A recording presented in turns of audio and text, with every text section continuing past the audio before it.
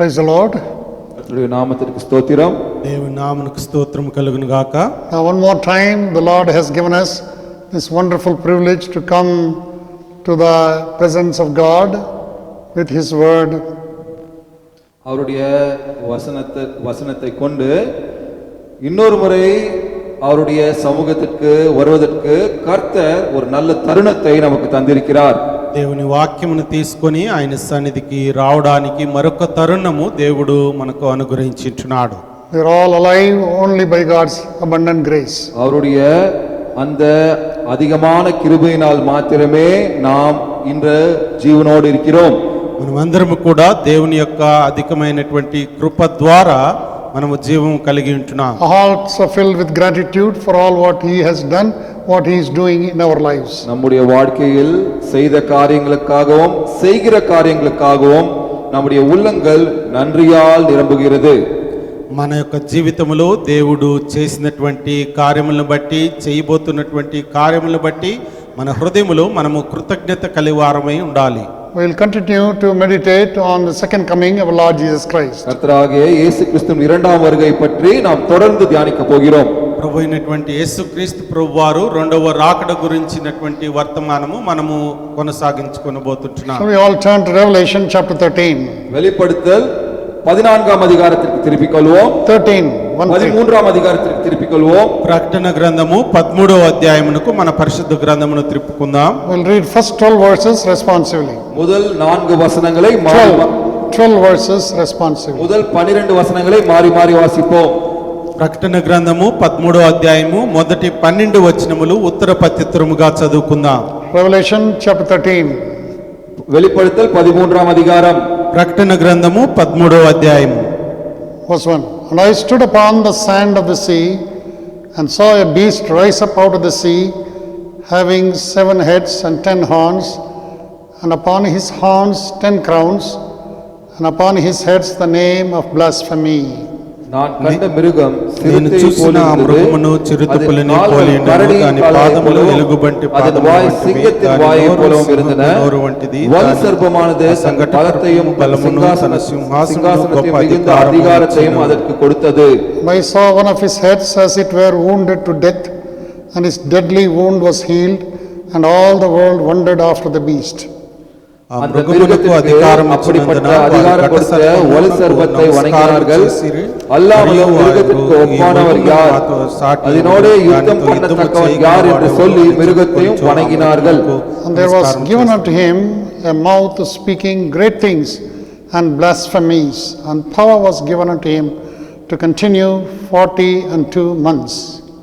அது தேவனை தூஷிக்கும்படி வாயை திறந்து அவருடைய நாமத்தையும் அவருடைய வாசஸ்தலத்தையும் பரலோகத்தில் வாசமாயிருக்கிறவர்களை தூஷித்தது. And it was given unto him to make war with the saints and to overcome them, and power was given him over all kindreds and tongues and nations.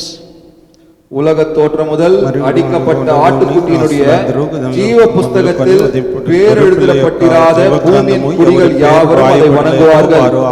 If any man have an ear, let him hear. சிறைப்படுத்திக் கொண்டு போகிறவன் சிறைப்பட்டு போவான், பட்டயத்தினாலே கொல்லுகிறவன் பட்டயத்தினாலே கொல்லப்பட வேண்டும். பரிசுத்தவான்களுடைய பொறுமையும் விசுவாசமும் இதிலே விளங்கும். And I beheld another beast coming up out of the earth, and he had 2 horns like a lamb, and he spake as a dragon. அது முந்தின மிருகத்தின் அதிகாரம் முழுவதையும் அதிகாரము చేష్టలనియు దాని ఎదుట చేయుచున్నది మరియు చావుదెబ్బ కలిగి బాధపడిన ఆ మొదటి మృగమునకు భూమియు దానిలో నివాసులు వణంగుబడి செய்தது. అది బలవంతము చేయుచున్నది. May the Lord help us to understand his word. కర్తర్ తామే அவருடைய వచనத்தை புரிந்து கொள்ள உதவுவாராக. దేవుడు తన వాక్యము అర్థం చేసుకోవడానికి మనకు సహాయము చేయను గాక. Shall we pray? జెబం செய்வோம். ప్రార్థన చేసుకుందాం. Our loving heavenly Father, అన్బుల్ల పరలోక పితావే, మా ప్రియ పరలోకపు తండ్రి, we thank you for giving us another opportunity to come into thy holy presence. உம்முடைய பரிசுத்த சமூகத்திற்கு வர இன்னொரு தருணத்தை தந்ததற்காக நன்றி. మీ పరిశుద్ధ సన్నిధికి రావడానికి మమ్మల్ని క్షమించి మరొక తరుణం ఇచ్చినందుకు నీకు వందనాలు. We humble ourselves in thy presence. உம்முடைய சமூகத்தில் எங்களை தாழ்த்துகிறோம். నీ సముఖములో మమ్మల్ని మేము తగ్గించుకుంటున్నాం. We pray that you reveal thy secrets, the mysteries that you have kept for us through thy Holy Spirit. உம்முடைய பரிசுத்த ஆவியின் மூலமாக நீங்கள் வைத்திருக்கிற மர்மங்களையும் ரகசியங்களையும் எங்களுக்கு வெளிப்படுத்த வேண்டும் என்று உங்களை வேண்டுகிறோம். మీరు మా కొరకు ఉంచినటువంటి మర్మములను రహస్యములను పరిశుద్ధాత్మ దేవుని ద్వారా మాకు బయలుపరచమని ప్రార్థన చేస్తుంటున్నాం. Grant us the minds to understand in a simple way the great things, the mysteries in our lives. உங்களுடைய பெரிய இந்த மர்மங்களை நாங்கள் எளிதாக புரிந்து கொள்கிற மனதை எங்களுக்கு தாரும். మీ యొక్క గొప్ప రహస్యములను మేము తెలుసుకోవటకు సాధారణమైన పరిస్థితిని మాకు అర్థం చేసుకోవడానికి కృప చూపించండి. We bind the powers of darkness ruling against us. எங்களுக்கு எதிராக போராடுகிற அந்தகார சக்திகளை உம் நாமத்தினால் கட்டுகிறோம். మాకు విరోధముగా పోరాడుతున్నటువంటి ప్రతి విధమైనటువంటి అంధకార శక్తులను నీ నామములో బంధిస్తుంటున్నాం. We plead with you to cleanse us, sanctify us and anoint us and release thy word for us. எங்களை கழுவி சுத்திகரித்து அபிஷேகம் பண்ணி உம்முடைய வார்த்தை எங்கள் மூலமாக நீங்கள் வெளிப்படுத்த வேண்டும் என்று உங்களிடம் மன்றாடுகிறோம். మమ్మల్ని కడిగి పరిశుద్ధీకరించి మీ యొక్క వాక్కును బయలుపరచుటలో మాకు సహాయం చేయమని బ్రతిమలాడుకుంటున్నాం. Because we ask these things in the mighty name, Lord and Savior Jesus Christ. ஏனென்றால் இவைகளெல்லாம் வல்லமையான இயேசு கிறிஸ்து நாமத்தில் கேட்டுக்கொள்கிறோம் பிதாவே. ఇది అంతా కూడా యేసుక్రీస్తు నామములో మేము అడిగి బ్రతిమలాడుకుంటున్నాము తండ్రి. Amen. Amen. We've been meditating on the things that are going to take place in the days to come. வரப்போற நாட்களில் நடைபெற போகிற அந்த நிகழ்வுகளை பற்றி தியானித்துக் கொண்டு வருகிறோம். రాబో దినముల్లో జరుగుతున్నటువంటి కార్యముల గురించి మనము ధ్యానిస్తూ వస్తుంటున్నాం. For the past few months, we've been studying the step by step how the Lord is going to reveal himself and perform the things that are kept for us. நமக்காக வைத்திருக்கிற காரியத்தை தேவன் எப்படி வெளிப்படுத்த போகிறார் என்பதை நாம் கடந்த மாதங்களாக படிப்படியாக தியானித்துக் கொண்டு வருகிறோம். మన కొరకు దేవుడు తను తాను ఏ విధముగా బయలుపరుచుకుంటున్నాడు, మరి మన కొరకు ఆయన ఉంచినటువంటి కార్యములు ఏమి అని వాటన్నిటినీ మనము గడిచిన మాసంలో మనము ధ్యానిస్తూ వచ్చింటున్నాం. Our Lord Jesus Christ, the Son of God, நம்முடைய கர்த்தராகிய இயேசு கிறிஸ்து தேவகுமாரன், మన ప్రభు అయినటువంటి యేసుక్రీస్తు ప్రభువారు దేవుని కుమారుడై ఉంటున్నాడు. he came down to this earth. அவர் இந்த பூலோகத்திற்கு வந்து ఆయన ఈ భూలోకమునకు వచ్చి He ఉంటున్నాడు. paid the penalty on the cross of Calvary. Kalvari சிலுவையில் அந்த கிரயத்தை செலுத்தி కల్వరి సిలువలో ఆయన త్యాగము చేసి ఉంటున్నాడు. He paid the penalty for the sin of the whole mankind. மனித பாவங்கள் அனைத்துக்கும் அவர் அந்த கிரயத்தை செலுத்தினார். మనిషి పాపం అంతటి నిమిత్తము ఆయన ఒక్కసారిగా ఆ కల్వరి సిలువలో క్రయధనం Shed his precious చెల్లించాడు. blood. His body was broken for us. அவருடைய சரீரம் நமக்காய் பிற்கப்பட்டது, அவருடைய விலையேறப்பட்ட ரத்தம் சிந்தப்பட்டது. ఆయన శరీరము మన కొరకు విరవబడి ఉంటున్నది, ఆయన పరిశుద్ధ రక్తము మన కొరకు చిందింపబడి ఉంటున్నది. He gave his life and died on that cruel cross. அவர் அவருடைய ஜீவனை தந்து அந்த கொடூரமான சிலுவையில் அவர் மரித்தார். ఆయన ఆ సిలువలో ఆయన జీవితమును సమర్పించి ఆ యొక్క సిలువలో ఆయన మరణించి ఉంటున్నాడు. He was buried. He rose again on the third day. அவர் அடக்கம் பண்ணப்பட்டு மூன்றாம் நாள் உயிர்த்தெழுந்தார். ఆయన సమాధి చేయబడి మూడవ దినము తిరిగి లేచి ఉంటున్నాడు. And he was on this earth revealing himself for 40 days. அவர் பிறகு உயிர்த்தெழுந்த பிறகு இந்த உலகத்தில் 40 நாட்கள் தம்மை வெளிப்படுத்திக் கொண்டிருந்தார். ఆయన పునరుద్ధరణైన తర్వాత ఆయన 40 దినములు ఆయన ప్రత్యక్షపరచుకొని All his ఉన్నాడు. disciples were there on the Mount of Olives. He went up into the air and disappeared. அந்த ஒலிவ மலையின் மேல் அவர்கள் சீஷர்களோடு சேர்ந்திருந்த பொழுது அவர் மேகங்களின் மேலே எடுத்துக்கொள்ளப்பட்டு அவர் பரலோகத்திற்கு சென்றார். ఆ ఒలివ కొండ మీద ఆయన శిష్యులతో కూడా ఆయన ఉన్నప్పుడు ఆయన పైకి ఎత్తబడి ఆయన అదృశ్యమై ఉంటున్నాడు. And the person with the white robe told them that this same Jesus will come back in the same manner. வெள்ளை அங்கி தரித்த அங்கு இருந்த நபர்கள் இப்பொழுது சென்ற இயேசு கிறிஸ்து இதை போலவே மறுபடியும் இறங்கி வருவார் என்று சொன்னார். తెల్ల వస్త్రములు ధరించినటువంటి అక్కడ ఉన్నటువంటి ఆయన ఇప్పుడు ఏ విధముగా ఆయన వెళ్ళి ఉంటున్నాడో అదే రీతిగా ఆయన తిరిగి రానయింటున్నాడు అని చెప్తుంటున్నారు. His disciples could not understand. அவர்களுடைய சீஷர்கள் அவர்களுக்கு அது புரியவில்லை. అది చెప్తున్నటువంటి ఆ దూత మాటలు ఆ శిష్యులకు అర్థం కాలేదు. But later, as the days went by, the Spirit of God, the Holy Spirit of God was revealing step by step the things that he has kept for them, for us.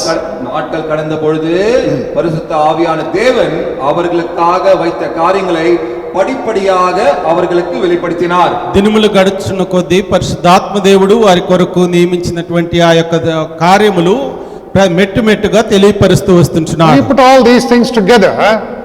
இதையெல்லாம் நாம் ஒன்று சேர்த்து பார்க்கும் பொழுது ఇవన్నీ కూడా ఒక్కటిగా మనము కలిపి చూచినప్పుడు From the scriptures, நாம் வேதாகமத்திலிருந்து పరిశుద్ధ గ్రంథములో నుంచి we understand he is going to come back to take the bride, the church,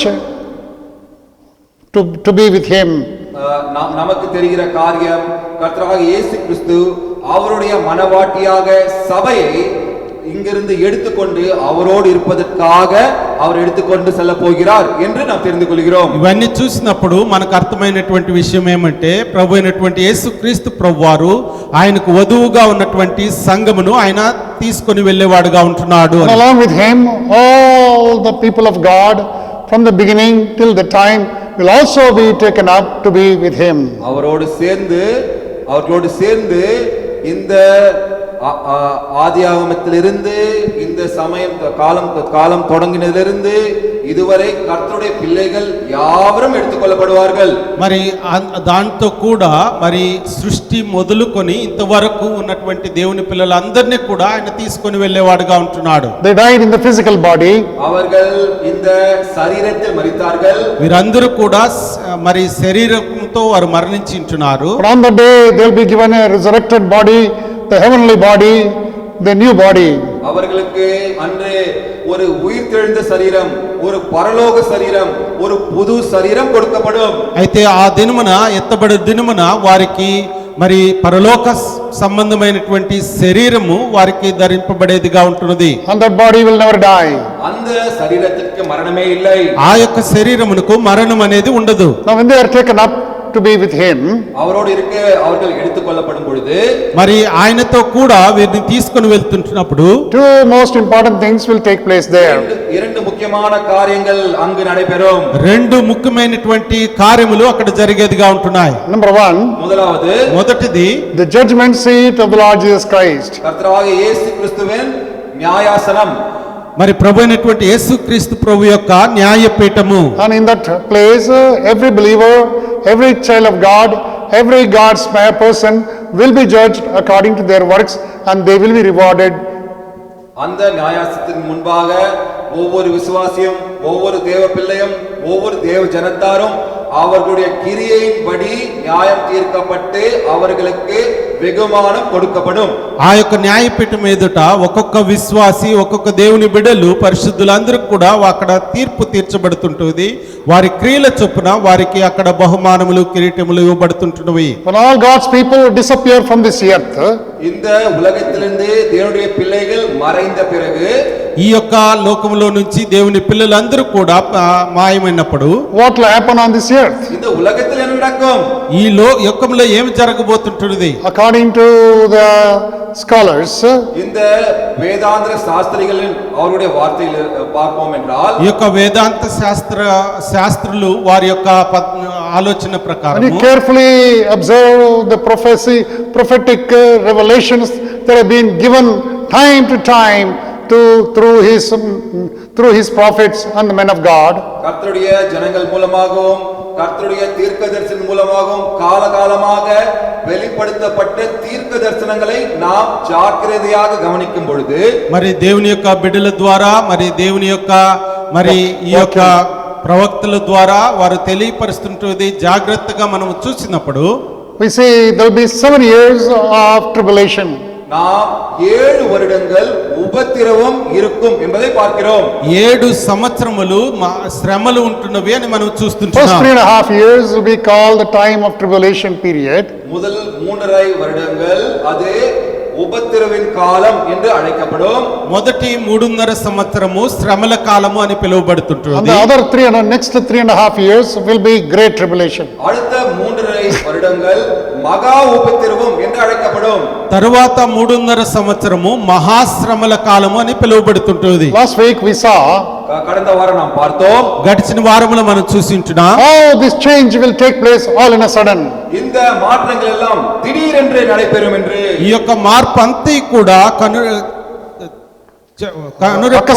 అకస్మాత్తుగా జరిగేదిగా ఉంటున్నవి. And we also saw the hopeless condition of this whole world at that time. இந்த உலகத்தின் அந்த நம்பிக்கையற்ற நிலைமையையும் அன்று நாம் தியானித்தோம். ఈ యొక్క లోకమంతటిలో కూడా ఆ యొక్క నిరీక్షణ లేనటువంటి సమయం ఉంటున్నది. Now we see this is going to be so shocking and so sudden, but God is trying to give the warnings to the people of this earth time to time that this is what is going to take place. இந்த நிகழ்ச்சிகள் திடீரென்று அதிர்ச்சியை தரக்கூடியதாய் இருந்தாலும் இதை பற்றி முன்பதாகவே தேவன் சமயத்திற்கேற்ப காலகாலமாக படிப்படியாக இதை பற்றிய எச்சரிக்கையை அவர் கொடுத்து கொண்டேதான் இருக்கிறார். ఇవన్నీ కూడా మనకు మరి అనుకోకుండా మరి అకస్మాత్తుగా మనకు జరుగుతున్నప్పటికీ ఇవన్నీ కూడా దేవుడు ఆయా సమయంలో మనకు తెలియపరుస్తూ వస్తుంటున్నాడు. Because at that time the whole world will be under that pressure. ஏனென்றால் அப்பொழுது அந்த உலகம் முழுவதுமே அந்த உபத்திரவத்தின் அழுத்தத்தில் கஷ்டத்தில் இருக்கும்.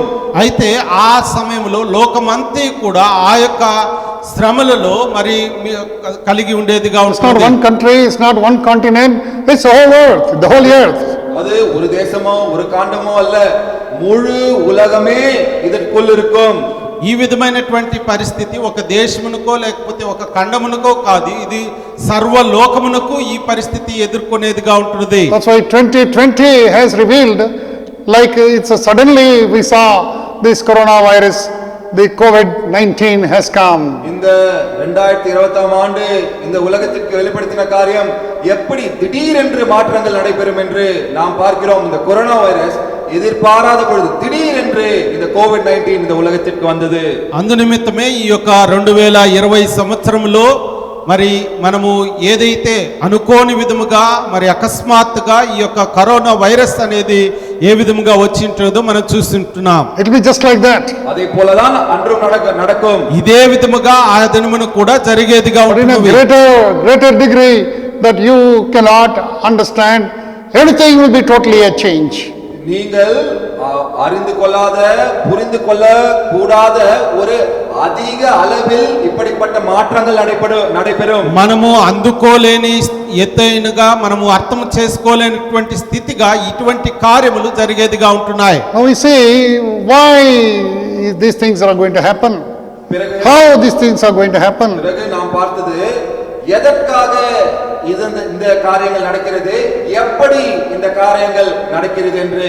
ఎందు నిమిత్తము ఈ కార్యములు జరుగుతుంటున్నాయి, ఏ విధముగా ఈ కార్యములు జరుగుతుంటున్నాయి అనేది మనం చూస్తుంటున్నాం. Number one, we saw God is going to avenge the death of his beloved son.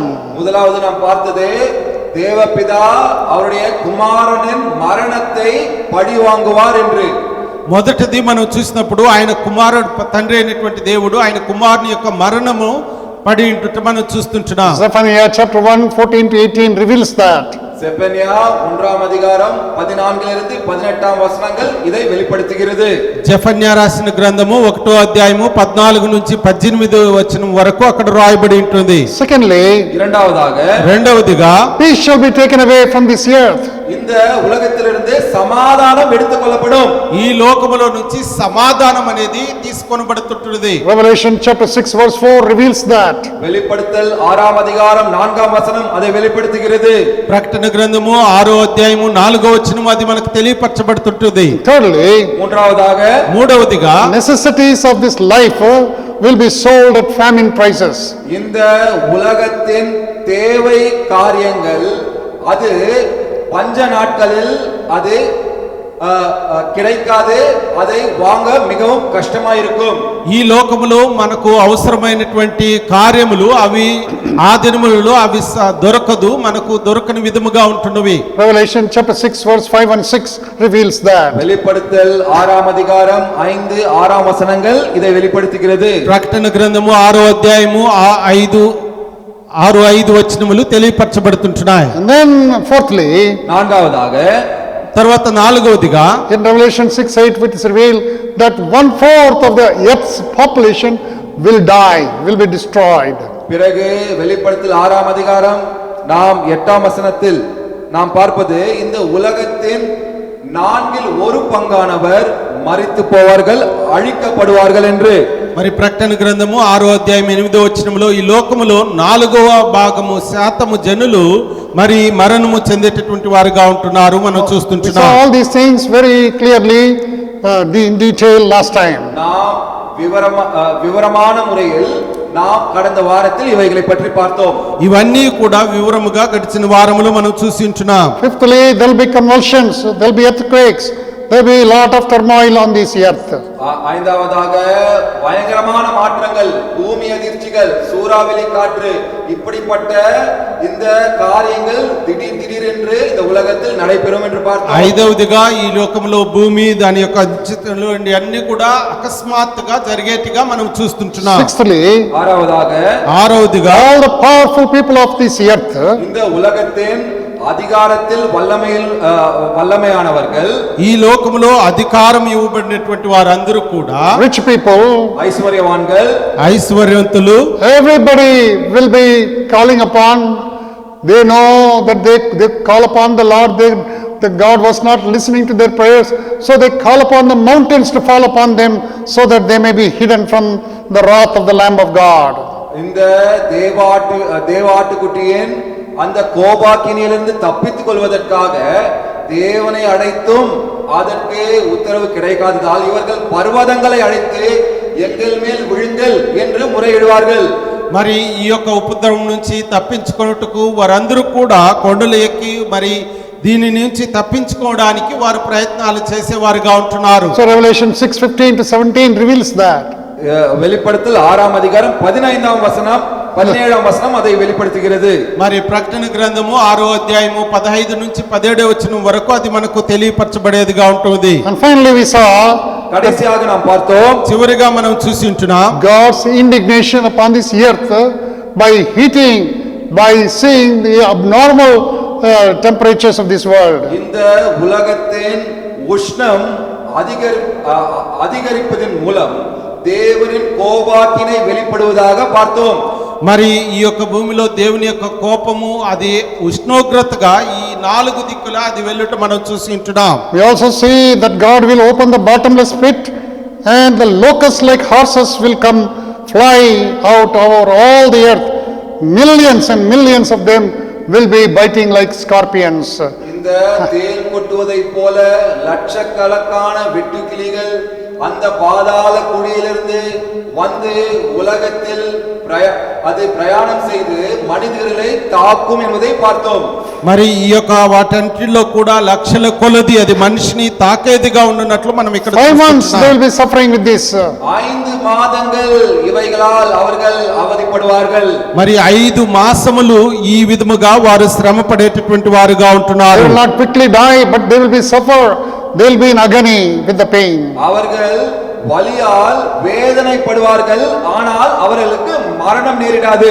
వీరు తొందరగా మరణించరు, కానీ ఈ వేదనకరమైనటువంటి శ్రమల్లో వారు ఉండేవారుగా ఉంటున్నారు. God forbid that we live in those times. கர்த்தர் அந்த காலத்தில் நாம் வாழாமல் நம்மை தடுப்பாராக. దేవుడు ఆ దినముల్లో మనము జీవించకుండా ఉండుటకు సహాయం చేయనుగాక. Now you see, at the same time, அதே நேரத்தில் நாம் இங்கு பார்க்கிறோம், అదే సమయంలో మనము ఇక్కడ చూసినప్పుడు there will be Antichrist will come, will be manifested in that on the earth. உலகத்தில் அந்தி கிறிஸ்து வருவான், அந்தி கிறிஸ்து வெளிப்படுவான் என்று பார்க்கிறோம். ఆ దినములలో ఇక్కడ ఆ సమయంలో మరి అంత్యక్రైస్తు అనే ఆయన వచ్చేవాడుగా మనం చూస్తుంటున్నాం. This is a great warfare between God and Satan.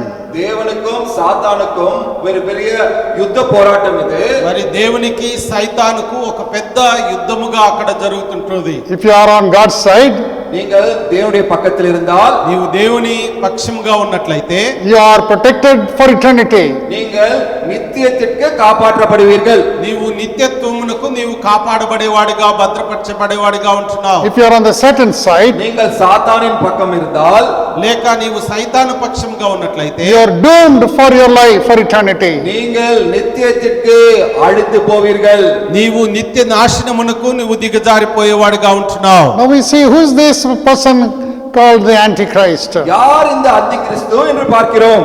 ఎవరు ఈ అంత్యక్రీస్తు అనేది మనం చూస్తుంటున్నాం. Very quickly, I wanted to share the few things to you this day. இன்று வேகமாக சில காரியங்களை பகிர்ந்து கொள்ள விரும்புகிறேன்.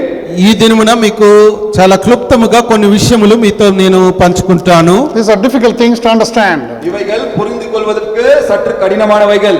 ఇవి అర్థం చేసుకోవడానికి కొంచెము కష్టతరమైనది. Now, Antichrist is part of the satanic trinity.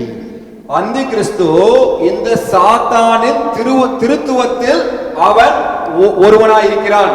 ఈ అంత్యక్రీస్తు అనేవాడు సైతానులో ఉన్నటువంటి త్రిత్వములో ఒకరుగా ఉంటున్నాడు. Satan always wants to imitate and show his power, that he has more power than God, and in the same way that God exists. எப்படி தேவன் இருக்கிறாரோ, தேவனுக்கு எவ்வளவு வல்லமை இருக்கிறதோ, அதை போலவே சாத்தானும் தன்னை காட்டிக்கொள்ள இப்பொழுதுமே விரும்புகிறான். దేవుడు ఏ విధముగా ఉంటున్నాడో, ఆయనకు ఏ బలము కలిగి ఉంటున్నాడో దానిని పోలి ఉండుట సైతాను కూడా ఆ విధముగా తన్ను కనపరుచుకుంటున్నాడు. Now we see a Godhead, the Trinity.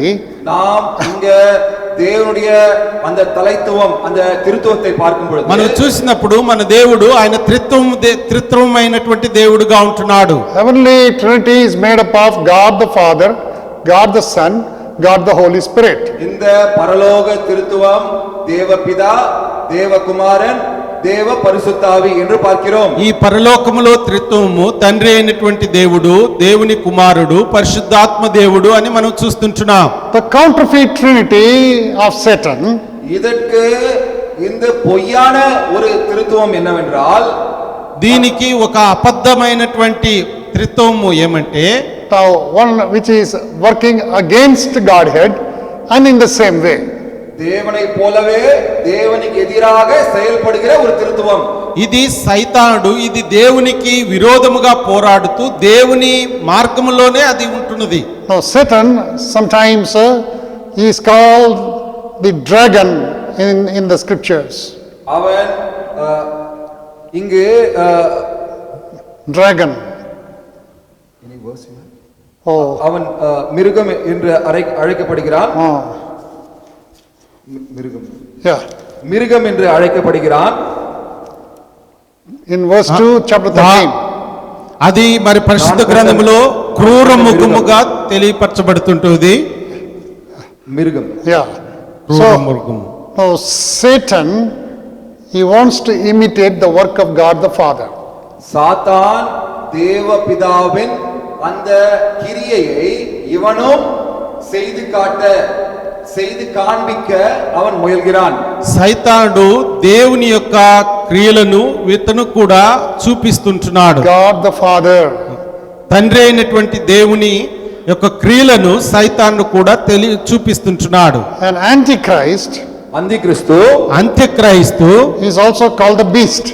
அவன் அந்த மிருகம் என்று அழைக்கப்படுகிறார். ఆ క్రూర మృగము అని అతను పిలువబడుతుంటున్నాడు. And he imitates the work of God the Son. அவன் தேவ குமாரனின் கிரியையை அவன் அதை போலவே செய்கிறான். తండ్రి అయినటువంటి దేవుని కుమారుని యొక్క క్రియను అతను క్రూర మృగముగా ఆయన తెలియపరుస్తుంటున్నాడు. The third person is the false prophet. மூன்றாவது இந்த பொய் தீர்க்கதரிசி. మూడవది అబద్ధపు ప్రవక్త. He is also called the second beast. அவன் இரண்டாம் மிருகம் என்று அழைக்கப்படுகிறான். రెండవ క్రూర మృగముతో పోల్చబడుతుంటుంది. He imitates the work of the God the Holy Spirit. அவன் பரிசுத்த ஆவியான தேவனை போல அவன் அந்த காரியத்தை செய்கிறான். ఇతను పరిశుద్ధాత్మ దేవునికి ఆయన కార్యములను పోల్చి చేస్తుంటున్నాడు. So God's word very clearly teaches us that Antichrist like to do the things that Christ did in an opposite way. கர்த்தருடைய வசனம் மிகவும் தெளிவாக போதிக்கிற காரியம் என்னவென்றால் அந்தி கிறிஸ்து தேவகுமாரன் செய்ததை அதற்கு நேர்மாறாக செய்ய பார்க்கிறான் என்று కాண்பிக்கிறது. దేవుని వాక్యము మనకు ఎంతో జ్ఞానయుక్తంగా తెలియపరుస్తుంటుంది, నేర్పిస్తుంటుంది. ఏమనగా అంత్యక్రైస్తు కుమారుని యొక్క క్రియల కంటే మేలుగా అది కనపరిచేవాడుగా ఉంటున్నాడు. Jesus was a real man. యేసు క్రీస్తు ఉన్మయాన మనిదనాయి இருந்தார். యేసుక్రీస్తు ప్రభువారు నిజమైనటువంటి మనిషిగా ఉంటున్నాడు. At the same time he was God. அதே நேரத்தில் அவர் தேவனாயும் இருந்தார். అదే సమయంలో ఆయన దేవుడుగా ఉంటున్నాడు. He was born of God and man. அவர் தேவனாலும் மனிதனாலும் பிறந்தார். ఆయన దేవుని దయతోను మనుషుల దయతోను ఆయన పెరిగి ఉంటున్నాడు. Devanitonu manushyatonu manushya. The Antichrist will be also dual personality. இந்த அந்தி கிறிஸ்து கூட இந்த இரண்டு குணாதிசயங்களையும் கொண்டவனாய் இருப்பான். మరి యేసుక్రీస్తు ప్రభువారు దేవునితోను మరి మనిషితోను స్వభావమును కలిగి ఉంటున్నాడు. అంత్యక్రైస్తు కూడా ఈ రెండు గుణములు కలిగి ఉంటున్నాడు. He will be both Satan and man. அவன் சாத்தானாகவும் மனிதனாகவும் இருப்பான். ఈ అంత్యక్రీస్తు కూడా సైతాను మనిషిగా రెండు గుణములు ఆయన కలిగి ఉంటున్నాడు. In Daniel chapter 11 verse 37, தானியேல் 11ஆம் அதிகாரம் 37ஆம் வசனத்தில் దానియేలు 11వ అధ్యాయము 36వ వచనములో there the teaching is that he will be a Jew. அவன் ஒரு யூதனாய் இருப்பான் என்று எழுதப்பட்டிருக்கிறது. అక్కడ ఈ సైతాను ఒక యూదుడుగా ఉంటున్నాడు అని తెలియపరుస్తుంటుంది. He will be a superman. அவன் ஒரு வல்லமையான ஒரு சிறந்த மனிதனாய் இருப்பான். ఒక మంచి No. Powerful man.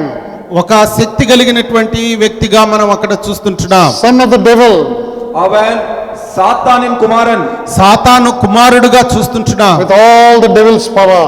எல்லா அந்த பிசாசின் எல்லா வல்லமையும் உடையவனாக సైతాను శక్తులు అన్నీ కూడా కలిగినటువంటి వాడుగా చూస్తుంటున్నాం. Jesus was the seed of the woman. இயேசு கிறிஸ்து ஒரு ஸ்திரீயின் அவர் குமாரனாய் இருந்தார். యేసుక్రీస్తు ప్రభువారు ఒక స్త్రీకి కుమారుడుగా ఉంటున్నాడు. Antichrist will be the seed of the devil. அந்தி கிறிஸ்து அவன் பிசாசின் குமாரனாய் இருப்பான். అయితే అంత్యక్రీస్తు సైతానుకు మరి కుమారుడుగా ఉంటున్నాడు. Now we see that he is opposite of Christ in every way. That's why he is anti-Christ. அந்தி கிறிஸ்து கிறிஸ்துவுக்கு எல்லா விதத்திலும் அவன் எதிராய் இருப்பான், நேர்மாறாய் இருப்பான். அதனால்தான் அவனுக்கு அந்தி கிறிஸ்து என்ற பெயர். మరి క్రీస్తుకు ఆయన అన్ని విషయముల్లో కూడా మరి అపోజిషన్ గా ఉంటున్నాడు. అందుకే ఆయనకు అంత్యక్రీస్తు అని తెలియపరచబడుతుంటుంది. Where is he now? அவன் எங்கிருக்கிறான் இப்பொழுது? ఆయన ఎక్కడ ఉంటున్నాడు ఇప్పుడు? Revelation chapter 11 verse 7. வெளிப்படுத்தல் 11ஆம் அதிகாரம் 7ஆம் வசனம். ప్రకటన 11వ అధ్యాయము 7వ వచనము. Please read it, please. வாசிக்கலாம். அவர்கள் தங்கள் சாட்சியை சொல்லி முடித்திருக்கும் போது பாதாளத்திலிருந்து எரிகிற மிருகம் அவர்களோடு யுத்தம் பண்ணி அவர்களை ஜெயித்து அவர்களை கொன்று போடும். వారు సాక్ష్యము చెప్పుట ముగింపుగానే అగాధములో నుండి వచ్చు క్రూర మృగము వారితో యుద్ధము చేసి జయించి వారిని చంపును. So he is now in the bottomless pit, will come up out upon the earth during the tribulation period. அவன் இப்பொழுது பாதாளத்தில் இருக்கிறான். அந்த உபத்திரவின் காலத்தில் மேலேறி வருவான். అతను ఇప్పుడు అగాధములో ఉంటున్నాడు. ఈ యొక్క శ్రమల కాలంలో అతను ఆ అగాధములో నుంచి పైకి వచ్చేవాడుగా ఉంటున్నాడు. Now some people say, some of the teachings, சிலர் இவ்வாறாக போதிக்கிறார்கள். కొంతమంది బోధకులు ఈ విధంగా తెలియపరుస్తుంటున్నారు. he may be Judas in reincarnated. யூதாஸ் இஸ்காரியத் அவதரித்து அந்தி கிறிஸ்துவாக வருவான் என்று சிலர் சொல்கிறார்கள். యూదా ఇస్కరియోతు వలె మరి అంత్యక్రీస్తుగా అతను రాబోతుంటున్నాడు అని. Because Judas was a Jew. ఏనంటాల్ Eudes క్రిస్తుం యూదన్. ఎందుకంటే ఇస్కరియోతు యూదా ఆయన యూదుడుగా ఉంటున్నాడు. According to John 6:70, he was more than a man, he was a devil. யோவான் 6ஆம் அதிகாரம் 70ஆம் வசனத்தின் படி அவன் மனிதன் மாத்திரமல்ல மனிதனை விட அவன் ஒரு பிசாசாய் இருந்தான் என்று యోహాను 6:7 వచనములో మరి అతను మనిషిగాను సైతానుగాను ఉన్నట్లు మనం అక్కడ చూస్తుంటున్నాం. And also we see in Acts 1:25 that when he committed suicide, he went to his own place. அப்போஸ்தலர் 1:25 வசனத்தில் அவன் தற்கொலை செய்த பிறகு தனக்குரிய இடத்திற்கு அவன் சென்றடைந்தான் என்று మరి வாசிக்கிறோம். అపోస్తల కార్యములు 1వ అధ్యాయము 25వ వచనములో అతను ఆత్మహత్య చేసుకొనుటకు తన స్థలమునకే వెళ్ళుట మనం అక్కడ చూస్తుంటున్నాం. So we see that bottomless pit is his place. அதற்காக தான் நாம் பார்க்கிறோம் பாதாளம் தான் அவனுடைய இடம் என்று. అదే అందు నిమిత్తం మనం చూస్తుంటున్నాం అగాధము పాతాళం అనేది తన స్థలము అని. Because in the scriptures about no one it is said like this. ஏனென்றால் வேதாகமத்தில் வேறு யாரை பற்றியும் இவ்வாறாக சொல்லவில்லை. ఎందుకంటే ఈ యొక్క పరిశుద్ధ గ్రంథములో వేరే ఎవరి గురించి ఈ విధముగా తెలియపరచబడలేదు. Judas, he was the only one is called the son of perdition. யூதாஸ் மாத்திரமே அவன் இந்த அழிவின் குமாரன் என்று எழுதப்பட்டிருக்கிறது. మరి ఇస్కరియోతు యూదాను మాత్రమే ఈ విధముగా సైతాను కుమారుడు అని తెలియపరచబడుతుంటుంది. So now we see here the contrast between Christ and the Antichrist. அதற்காக தான் இங்கே கிறிஸ்துவுக்கும் அந்தி கிறிஸ்துவுக்கும் இருக்கிற வேறுபாடுகளை பார்க்கிறோம். మనం ఇక్కడ క్రీస్తుకును మరి అంత్యక్రీస్తుకును మనం ఉన్నటువంటి వ్యత్యాసములు మనం ఇక్కడ చూస్తుంటున్నాం. Now we see Christ the man of sorrows. இப்பொழுது இயேசு கிறிஸ்து ஒரு துக்கத்தின் மனிதனாய் இருக்கிறார். యేసుక్రీస్తు ప్రభువారు ఇక్కడ ఒక మనిషిగా దుఃఖంతో ఉంటున్నాడు. Now we see the Antichrist is the man of sin. இந்த அந்தி கிறிஸ்து பாவத்தின் மனிதனாய் இருக்கிறான். అయితే ఇక్కడ అంత్యక్రీస్తు పాపమునకు సంబంధించినటువంటి వ్యక్తిగా One ఉంటున్నాడు. is Christ is the son of God and Antichrist is the son of perdition. இந்த இயேசு கிறிஸ்து தேவகுமாரன், இந்த அந்தி கிறிஸ்து இந்த அழிவின் குமாரன். యేసుక్రీస్తు ప్రభువారు దేవుని కుమారుడుగాను అంత్యక్రీస్తు సైతాను కుమారుడుగాను ఇక్కడ మనం చూస్తుంటున్నాం. Christ is the truth, Antichrist is the lie. Liar. இயேசு கிறிஸ்து சத்தியம், அந்தி கிறிஸ்து பொய், இல்லை என்றால் பொய்யன். యేసుక్రీస్తు ప్రభువారు సత్యముగా చూస్తుంటున్నాం, అంత్యక్రీస్తు మరి అబద్ధముగా చూస్తుంటున్నాం. He is the Prince of Peace and Christ is the Prince of Peace, Antichrist is the profane of peace. இந்த இயேசு கிறிஸ்து சமாதான பிரபுவாய் இருக்கிறார். இந்த அந்தி கிறிஸ்து சமாதானத்தை దూషణం செய்கிறவனாய் இருக்கிறான். యేసుక్రీస్తు ప్రభువారు సమాధానమునకు ఆయన ప్రభువుగా ఉంటున్నాడు, అయితే అంత్యక్రీస్తు సమాధానమును నాశనం చేసేవాడుగా ఉంటున్నాడు. Christ came down from heaven. இயேசு கிறிஸ்து பரலோகத்திலிருந்து வந்தார். యేసుక్రీస్తు ప్రభువారు పరలోకం నుంచి దిగి వచ్చి ఉంటున్నాడు. Antichrist will come from the bottomless pit.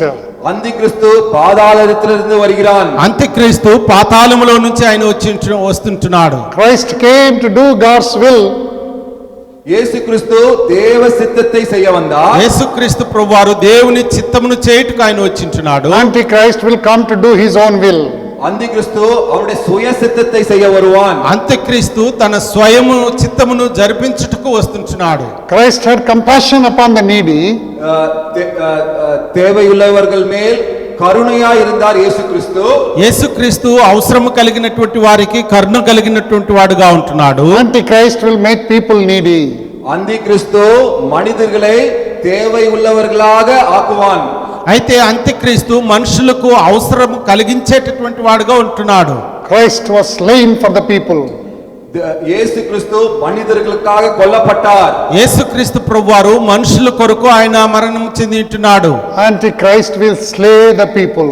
அந்தி கிறிஸ்து மனிதர்களை கொல்லுவான். అయితే అంత్యక్రీస్తు మనుషులను బానిసలుగా మారుస్తుంటున్నాడు. Christ glorified God.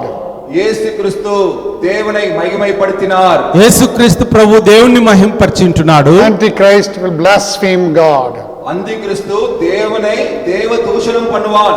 అంత్యక్రీస్తు దేవుణ్ణి దూషణ చేస్తుంటున్నాడు. That's why he is coming with a purpose to destroy the mankind. அதற்காக மனிதனை அழிப்பதற்காகவே நோக்கம் கொண்டவனாய் வருகிறான். అందు నిమిత్తమే మనిషిని నాశనము చేయుటకే అంత్యక్రీస్తు లోకమునకు వస్తుంటున్నాడు. In those days, அந்த காலத்தில் ఆ యొక్క దినములలో he'll be deceiving the people and attracting everybody to himself as the most powerful person on this earth. இந்த உலகத்திலேயே தான் மிகவும் வல்லமை உள்ள மனிதனாக மனிதர்களை வஞ்சித்து அவனிடம் சேர்த்துக் கொள்வான். ఈ లోకములో మరి అంత్యక్రీస్తు వాడు అందరిని కూడా మంచిగా చేసుకుని మనుషులను మోసం చేసేవాడుగా ఉంటున్నాడు. Many kingdoms will follow him. பல ராஜ்யங்கள் அவனை பின்பற்றும். అనేక రాజ్యములు మోసపోయి ఆయన్ను వెంబడిస్తుంటున్నాయి. They will form a united front.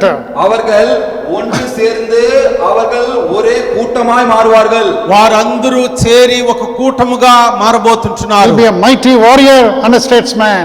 அவன் ஒரு வல்லமையான ஒரு போர் வீரனாக மற்றும் ஒரே செயல் வீரனாய் இருப்பான். వారు ఒక గొప్ప యుద్ధ వీరుడుగా ready అవుతుంటున్నాడు. He will conquer those people who turn against him. அவனுக்கு எதிராய் இருப்பவர்களை அவன் ஜெயம் கொள்ளுகிற அவனுக்கு அதிகாரமும் சக்தியும் இருக்கும். ఆయనకు విరోధముగా ఉన్నటువంటి వారిని జయించుటకు వారికి శక్తి ఉంటున్నది. He will topple kings from their thrones.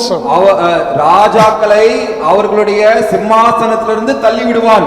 వారు రాజు యొక్క సింహాసనంలో నుంచి రాజులను త్రోసివేసేటటువంటి వాడుగా He will become ఉంటాడు. the supreme dictator in this world. அவன் இந்த உலகத்தையே ஆளும் அதிகாரியாய் ராஜாவாய் மாறுவான். ఈ లోకమునకే ఒక అధికారిగా మరి రాజుగా మారబోతుంటున్నాడు. He will deceive Jews. அவன் யூதர்களை வஞ்சிப்பான். ఆయన యూదులను వాడు నాశనం చేస్తుంటున్నాడు. He will be posing as the Messiah, the coming Messiah for the Jews. யூதர்களுக்கு அவர்கள் எதிர்பார்க்கிற மேசியா அவன்தான் என்று அவர்களை மோசம் செய்வான். యూదులు ఎదురు చూస్తున్నటువంటి మెషియా నేనే అని వాడు తెలియపరచుకుంటున్నాడు. The Jews rejected Jesus, the Messiah. யூதர்கள் இயேசு கிறிஸ்து தான் மேசியா என்பதை அவர்கள் புறக்கணித்தார்கள். యేసుక్రీస్తు ప్రభువారు మెషియా అనేది యూదులు వారు త్రోసిపుచ్చుంటున్నారు. But we see at that time they will accept the Antichrist as Messiah. நாம் பார்க்கிறோம் அந்த காலத்தில் அந்தி கிறிஸ்துவை மேசியாவாக அவர்கள் ஏற்றுக்கொள்வார்கள். అయితే మనం చూస్తుంటున్నాం ఆ దినములలో అంత్యక్రీస్తునే వారు మెషియాగా అంగీకరించబోయే సమయం ఉంటున్నది. All the power of the devil will be manifested and the people on this earth will be in terror in every place. இந்த பிசாசின் எல்லா வல்லமையும் அதிகாரமும் வெளிப்படுத்தப்பட்டு பூமியில் உள்ள அனைவரும் பயத்தினாலும் திடுக்கி அந்த தைரியம் இல்லாதவர்களாக இருப்பார்கள். మరి ఈ యొక్క సైతాను శక్తి అంతా కూడా అక్కడ బయలుపరచబడేదిగా ఉంటుంది. భూలోకంలో ఉన్నటువంటి జనులందరూ కూడా భయము కలిగినటువంటి వారిగా, నిరీక్షణ లేనటువంటి వారిగా ఉండటం మనం చూస్తుంటున్నాం. And Satan will try to take over all the worship of the people of this world. இந்த உலகத்தின் ஜனங்களின் எல்லா ஆராதனையை தனக்கென்று சாத்தான் எடுத்துக்கொள்ள பார்ப்பான். ఈ లోకములో ఉన్నటువంటి జనుల యొక్క ఆరాధన అంతా కూడా తన కొరకే అతను తీసుకునేటటువంటి వాడుగా ఉంటున్నాడు. In 2 Thessalonians chapter 2 verse 4, இரண்டாம் தெசலோனிக்கேயர் 2ஆம் அதிகாரம் 4ஆம் வசனத்தில் 2 తెస్సలోనికీయులకు రాసిన పత్రిక 2వ అధ్యాయము 4వ వచనములో, who opposeth and exalteth himself above all that is called God or that is worshipped, so that he as God sitteth in the temple of God, showing himself that he is God. அவன் எதிர்த்து நிற்கிறவனாயும் தேவன் என்னப்படுவதெதுவோ ஆராதிக்கப்படுவதெதுவோ அவை எல்லாவற்றிற்கும் மேலாக தன்னை உயர்த்துகிறவனாயும் தேவனுடைய ஆலயத்தில் தேவனைப் போல் உட்கார்ந்து தன்னைத்தானே தேவன் என்று காண்பிக்கிறவனாயும் இருப்பான். ఏది దేవుడు అనబడునో, ఏది పూజింపబడునో దాని అంతటిని ఎదిరించుచు దానికంతటి పైగా వాడు తన్ను తానే హెచ్చించుకొనుచు తాను దేవుడునని తన్ను కనపరుచుకొనుచు దేవుని ఆలయములో కూర్చుండును గనుక ఏ విధముగానైనను ఎవడును మిమ్మును మోసపరచనీయుకుడి. He will set up his image in the temple and command the Jews to worship. அவன் தன்னை தேவனுடைய ஆலயத்தில் உட்கார்ந்து கொண்டு யூதர்களை அதிகாரம் செய்து கொண்டிருப்பான். దేవుని ఆలయంలో కూర్చుండి ఆయన వారి మీద అధికారము కనపరుచుకునేవాడుగా ఉంటున్నాడు. He will set up his image there அவனுடைய in the temple. அவனுடைய அந்த படத்தை வைத்து, அந்த விக்கிரகத்தை வைத்து அவர்களை அவன் அந்த அதிகாரத்தில் கொண்டு வருவான். మరి Ask them to worship. அவர்களை ஆராதிக்க சொல்லுவான். దేవుని ఆలయంలో తన్ను ఒక విగ్రహముగా కనపరుచుకుంటూ ఆరాధన చేయమని చెప్తుంటున్నాడు. Those who do not worship they will be put to death. யார் அவனை ஆராதிக்கவில்லையோ அவர்களுக்கு మరణం ఉండాகும். ఎవరైతే ఆయన ఆరాధించకుండా ఉంటున్నారో వారికి మరణం ఉండేలాగా వాడు తెలియపరుస్తుంటున్నాడు. He denies God and God's Son. He does all that he can to exterminate God's people. கர்த்தருடைய பிள்ளைகளை எப்படி அகற்றி இல்லாமல் செய்வதென்றும் தேவனை எப்படி மறுதலிப்பது என்பதும் என்று அவன் ప్రయాసపట్టు கொண்டு செய்து கொண்டிருப்பான். మరి దేవుని పిల్లలను దేవుడు లేడు అనే విధముగా ఆ మైమర్పులోనికి అతను తీసుకొని వచ్చేదానికి వాడు శ్రమ పడుతుంటున్నాడు. But during that time, அந்த நேரத்தில் ఆ సమయంలో God the Holy Spirit will work amongst the Jews. பரிசுத்த ஆவியான தேவன் యూదர்கள் మధ్యயில் அவர் கிரியை செய்வார். పరిశుద్ధాత్మ అయినటువంటి దేవుడు ఆయన యూదుల మధ్యలో ఆయన కార్యము చేసేటటువంటి వాడుగా ఉంటున్నాడు. The remnant of the Jews will stand for God. இந்த அந்த இருப்பவர்களில் சிலர் దేవునికాக నిలబడతారు. అప్పుడు యూదులు మరి దేవుని కొరకు నిలబడేటటువంటి వారుగా ఉంటున్నారు. They will preach the gospel of the kingdom of God. அவர்கள் தேவ ராஜ்யத்தின் சுவிசேஷத்தை அறிவிப்பார்கள், பிரசங்கிப்பார்கள். ఆ సమయంలో యూదులు దేవుని యొక్క రాజ్యమును గూర్చినటువంటి మరి సువర్తమానమును వారు తెలియపరిచేవారుగా ఉంటున్నారు. That's the time 144,000 Jews will stand for the living God. அந்த நேரத்தில் தான் 1,44,000 யூதர்கள் దేవునికాக నిற்பார்கள். ఆ సమయంలో మరి 1,44,000 మంది యూదులు దేవుని పక్షముగా నిలబడేటటువంటి వారుగా ఉంటున్నారు. At that time, அந்த நேரத்தில் ఆ సమయంలో God will send two witnesses upon this earth. தேவன் 2 సాక్షిகளை இந்த ఉలగతికి అనుపువార్. దేవుడు ఈ లోకమునకు 2 సాక్షులు ఆయన పంపించేవాడుగా ఉంటున్నాడు. He says one will be having the power to shut up the heavens. ஒருவருக்கு ஒரு சாட்சிக்கு இந்த வானத்தை அடைத்து போடுகிற வல்லமை கொடுக்கப்படும். ఒక సాక్షికి ఈ యొక్క ద్వారములు మూయింప చేసేటటువంటి శక్తి అనేది ఉంటున్నది. Heavens, మేఘములను మూయింప చేసేటటువంటి శక్తి ఉంటున్నది. Who is that in the Bible? யார் என்று சொல்லுங்கள். அப்படி వానంగలే మూడి పోటవర్ వేదాగమத்தில் ఈ మేఘములను మూసివేసేటటువంటి శక్తి కలిగినటువంటి వారు ఎవరు చెప్పండి పరిశుద్ధ గ్రంథంలో? Elijah the prophet. ఎలైజా ఎన్గిற తీర్కదర్శి. ఏలియా అనేటటువంటి మరి ప్రవక్త. He prayed that there must be no rain and there was no rain. மழை வரக்கூடாது என்று ஜெபித்தான், மழை இல்லாமல் போனது.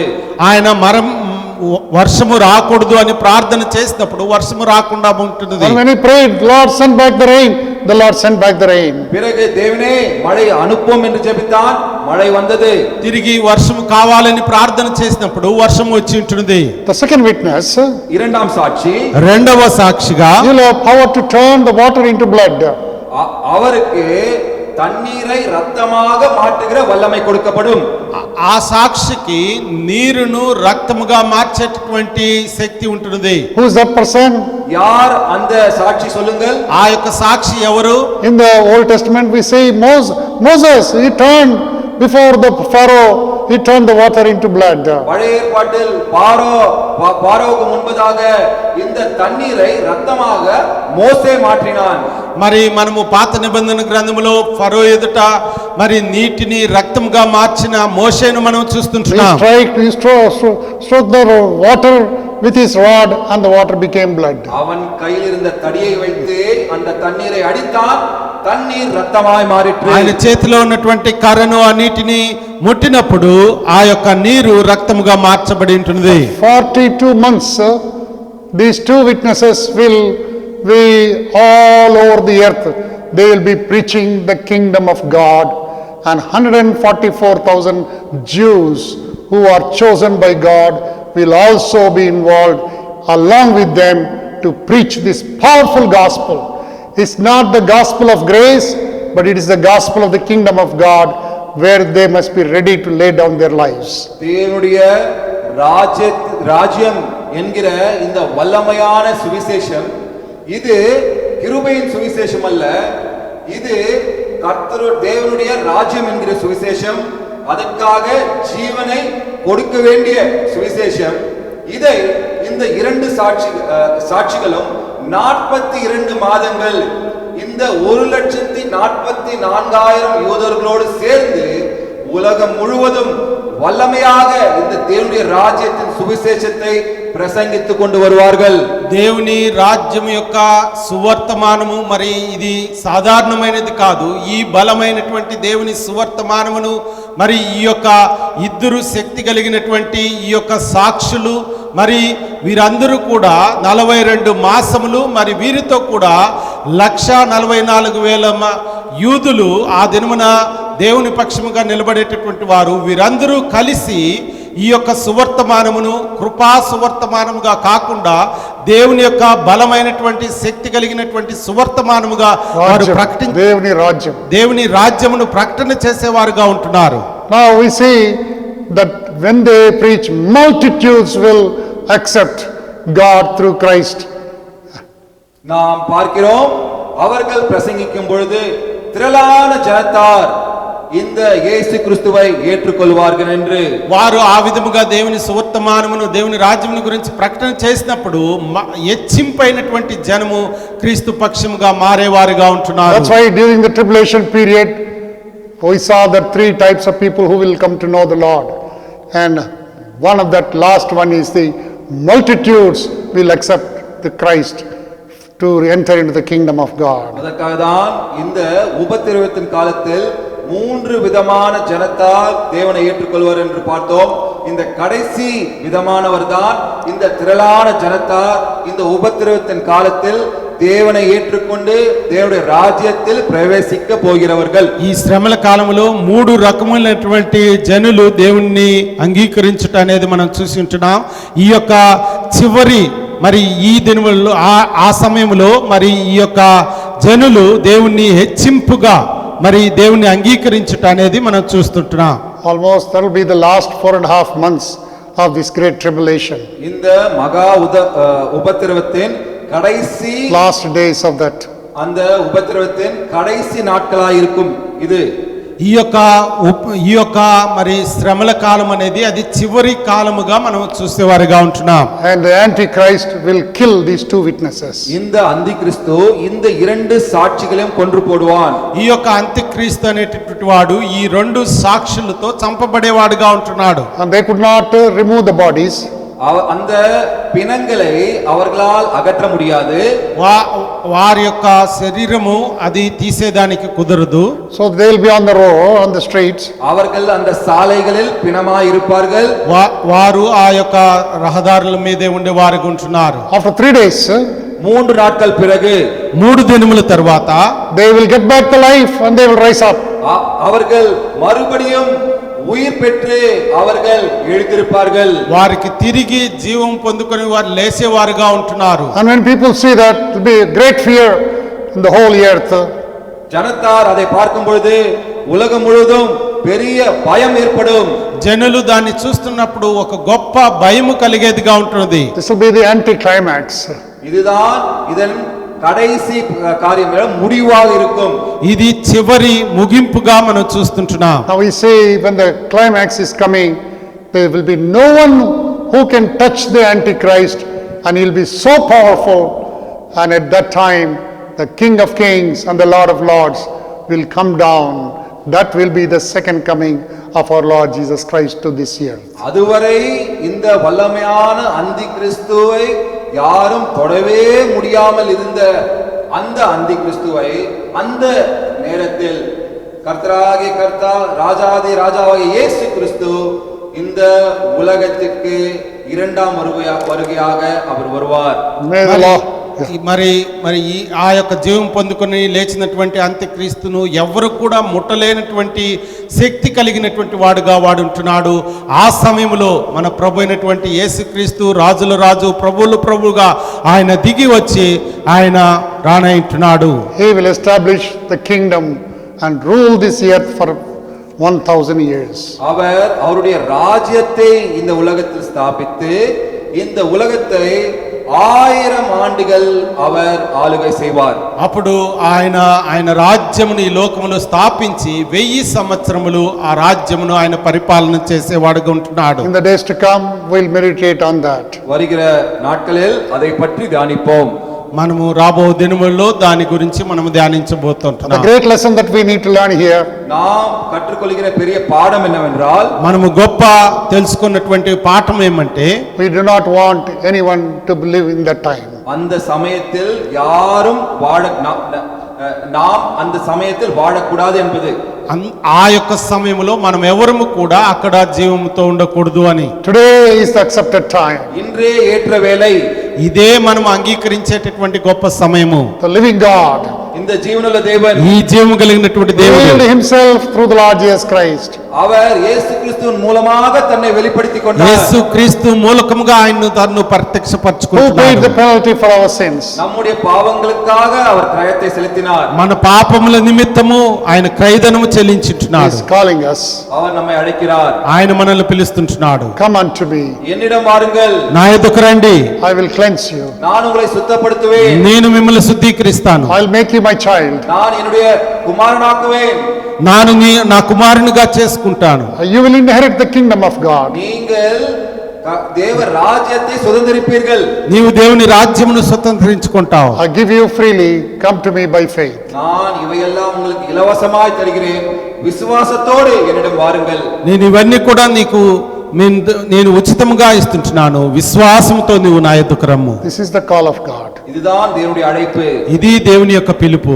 If you have never accepted Jesus as your personal savior, நீங்கள் இயேசு கிறிஸ்துவை இதுவரை சொந்த ரட்சகராக ஏற்றுக்கொள்ளாமல் இருந்தால், నీవు ఇంకా యేసుక్రీస్తు ప్రభువాన్ని సొంత రక్షకుడిగా అంగీకరించకుండా ఉన్నట్లయితే, right now, இப்பொழுதே ఇదే సమయము ask Jesus to cleanse you by his precious blood and allow him to come into your heart. He will change your life. கர்த்தராகிய இயேசு கிறிஸ்துவை அவருடைய விலையேறப்பெற்ற இரத்தத்தால் உங்கள் உள்ளங்களை சுத்திகரிக்க சொல்லுங்கள். அவரை சொந்த ரட்சகராக ஏற்றுக்கொள்ளுங்கள். இப்பொழுதே அவருடைய உங்களுடைய உள்ளத்தில் வருவதற்கு நீங்கள் அவரை அழையுங்கள். ఇదే సమయంలో ప్రభు అయినటువంటి యేసుక్రీస్తు ప్రభు యొక్క రక్తము ద్వారా నీ పాపములు శుద్ధీకరించమని అడుగు. అదే సమయంలో నీ హృదయంలోనికి ఆయన నువ్వు ఆహ్వానించు. If you have experienced the Lord Jesus Christ as your personal savior, நீங்கள் இயேசு கிறிஸ்துவை சொந்த ரட்சகராக ஏற்று அனுபவித்திருந்தால், నీవు ప్రభు అయినటువంటి యేసుక్రీస్తు ప్రభువారిని సొంత రక్షకుడిగా అంగీకరించి అనుభవించినట్లయితే, how can you not worship him in spirit and in truth? நீங்கள் எப்படி ஆவினுடனும் உண்மையுடனும் நீங்கள் அவரை ஆராதிக்காமல் இருக்க முடியும்? నీవు ఏ విధముగా ఆయన ఆత్మతో సత్యముతో ఆయన ఆరాధించకుండా ఉంటావు? How can you not remember his great sacrifice that he laid down for you on the cross of Calvary through his blood, through his table? அவர் அந்த பெரிய தியாக பலியாக தன்னை தானே அர்ப்பணித்த அவருடைய சரீரத்தையும் இரத்தத்தையும் நினைவு கூறும்படியாக இங்கு வைக்கப்பட்ட அந்த மேஜை எப்படி நீங்கள் நினைவு கூறாமல் இருப்பீர்கள்? ఆయన నీ కొరకు చేసినటువంటి గొప్ప త్యాగము, ఆ సిలువలో ఆయన యొక్క శరీరము రక్తము పరిశుద్ధమైనది చిందింపబడినటువంటి ఈ యొక్క దేవుని బల్ల ఎదుట నువ్వు ఏ విధముగా మోకరించకుండా ఉంటావు? How can you not share this gospel to your loved ones, to your neighbors, to your people of this nation, to the people whom you meet? உங்களுக்கு பிரியமானவர்களுக்கு, சொந்தக்காரர்களுக்கு, உற்றார் உறவினருக்கு, இந்த தேசத்திற்கு நீங்கள் சந்திப்பவர்களுக்கு இந்த பெரிய சுவிசேஷத்தை நீங்கள் அனுபவித்த இந்த சுவிசேஷத்தை எப்படி நீங்கள் அறிவிக்காமல் இருக்க முடியும்? నువ్వు ప్రేమిస్తున్నటువంటి వారికి, నీ కుటుంబస్తులకు, నీ అక్కపక్క వారికి, సమాజమునకు, మరి దేశమునకు ఏ విధముగా ఈ యొక్క సువర్తమానమును నువ్వు చాటించకుండా ఉంటావు? May the Lord help us to understand the truth. கர்த்தர் தாமே அவருடைய சத்தியத்தை புரிந்து கொள்ள உதவுவாராக. దేవుడు ఈ యొక్క సత్యమును మనకు అర్థం చేసుకోవడానికి ఆయన సహాయము చేయనుగాక. Shall we pray? ஜெபம் செய்வோம். ప్రార్థన చేసుకుందాం. Our loving heavenly Father, அன்புள்ள பரமபிதாவே, మా ప్రియ పరలోకపు తండ్రి, we thank you for revealing the great secrets that you have kept for our lives. எங்களுக்காக வைத்திருக்கிற பெரிய ரகசியங்களை எங்களுக்கு வெளிப்படுத்தினதுக்காக நன்றி. మా జీవితం కొరకు మీరు ఉంచినటువంటి గొప్ప రహస్యములు తెలియపరిచినందుకు నీకు వందనాలు. We are not worthy to understand these things, Lord. இவைகளை புரிந்து கொள்ள நாங்கள் பாத்திரவான்கள் அல்ல தேவனே. వీటిని అర్థం చేసుకోవడానికి మేము యోగ్యులము కాదు తండ్రి. What a great treasure you have kept for us. எங்களுக்காக நீங்கள் வைத்திருக்கிற பொக்கிஷங்கள் எவ்வளவு பெரியது. మా కొరకు మీరు ఉంచినటువంటి ఈ యొక్క పొక్షములు ఎంత గొప్పవి. What a great kingdom you are preparing for us. எங்களுக்காக ஆயத்தப்படுத்துகிற அந்த ராஜ்யம் எவ்வளவு பெரியது. మా కొరకు మీరు ఏర్పాటు చేసినటువంటి ఆ యొక్క రాజ్యము ఎంత గొప్పది. Help us to walk worthily on this earth to enter into that great kingdom of God. நாங்கள் பாத்திரவான்களாக நடந்து உம்முடைய ராஜ்யத்தில் பிரவேசிக்க எங்களுக்கு உதவும். మేము యోగ్యులముగా నడుచుకొని ఆ యొక్క రాజ్యంలోనికి ప్రవేశించుటకు మాకు సహాయము దయచేయండి. Fall prostrate before you. உங்களுக்கு முன்பாக நாங்கள் சாஷ்டாங்கமாக விழுகிறோம். నీ ఎదుట మేము సాగిలపడి మొక్కుతుంటున్నాం. We worship you, Lord. உம்மை ఆరాధిக்கிறோம் தேவனே. మిమ్మల్ని ఆరాధిస్తుంటున్నాం You are తండ్రి. the only God. நீர் ஒருவரே தேவன். నీ ఒక్కడివే దేవుడు. You are the living God. நீர் జీవనుள்ள தேவன். జీవము కలిగినటువంటి దేవుడు. Mighty God. వల్లமையுள்ள தேவன். అద్భుతకరమైనటువంటి దేవుడు. Gracious God. கிருபையான தேவன். కృప కలిగిన దేవుడు. We fall at your feet. உங்கள் பாதமண்டை விழுகிறோம். నీ పాదముల మీద పడుతుంటున్నాం. We give all glory, honor and majesty to you. எல்லா மகிமையும் கனமும் புகழும் உமக்கு செலுத்துகிறோம். எல்லா మహిమ ఘనత నీకే చెల్లిస్తుంటున్నాం Because తండ్రి. we ask this in the mighty name of our loving, living Lord and Savior Jesus Christ. இவையெல்லாம் வல்லமையான கர்த்தராக இயேசு கிறிஸ்து நாமத்தில் கேட்டுக்கொள்கிறோம் பிதாவே. ఇవన్నీ అద్భుతకరమైన ఆశ్చర్యకరమైనటువంటి ప్రభు అయినటువంటి యేసుక్రీస్తు నామములో అడిగి బ్రతిమలు ఆడుకుంటున్నాము తండ్రి. Amen. Amen. Amen. Now may the grace of our Lord Jesus Christ, the love of the Father, fellowship of the Holy Spirit be with us all now and forevermore. Amen. Amen.